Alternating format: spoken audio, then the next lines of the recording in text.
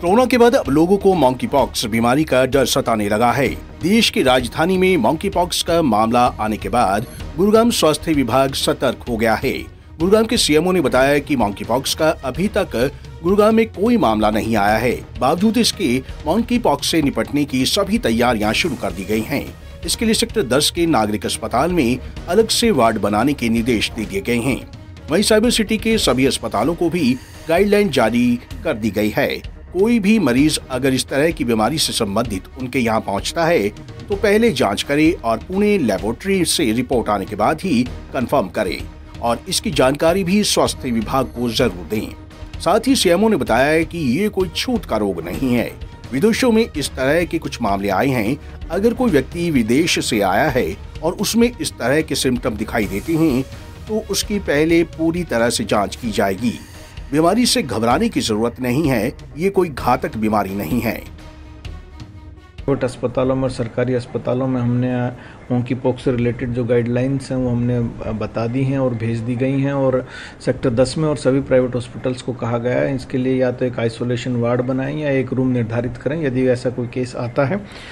दूसरी हिदायत ये दी गई है कि जो टिपिकल लीजन्स होते हैं, जो आम भाषा में फफोले और रैश और फीवर के साथ ये केसेज आते हैं, यूजुअली ट्रैवल हिस्ट्री होती है, लेकिन ट्रैवल हिस्ट्री के बगैर भी हो सकता है क्योंकि अगर किसी पेशेंट के आप कांटेक्ट में आए हों जो मंकी पॉक्स किसी दूसरे देश से लेके यहाँ पर आया हो सकता है उसमें लीजन या उसमें बीमारी ना रही हो, लेकिन आपकी प्रतिरोधक क्षमता यदि कम है या इम्यूनिटी इम्यूनो कॉम्प्रोमाइज्ड हैं आप, तो आपको ये लीजन या ये मंकी पॉक्स हो सकता है।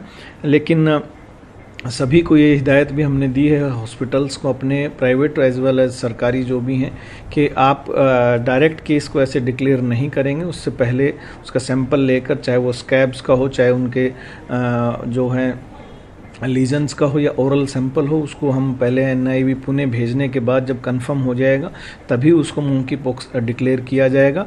इसके अलावा मैं यहाँ बताना चाहूँगा कि ये यूजुअली सेल्फ लिमिटिंग डिजीज़ है, पैनिक होने की ज़रूरत नहीं है। यदि कोई ऐसे ट्रैवल हिस्ट्री या किसी ऐसे कॉन्टैक्ट में आप आए हैं तो कृपया अपने आप को आइसोलेट रखें जब तक आपके सैंपल की रिपोर्ट ना आ जाए।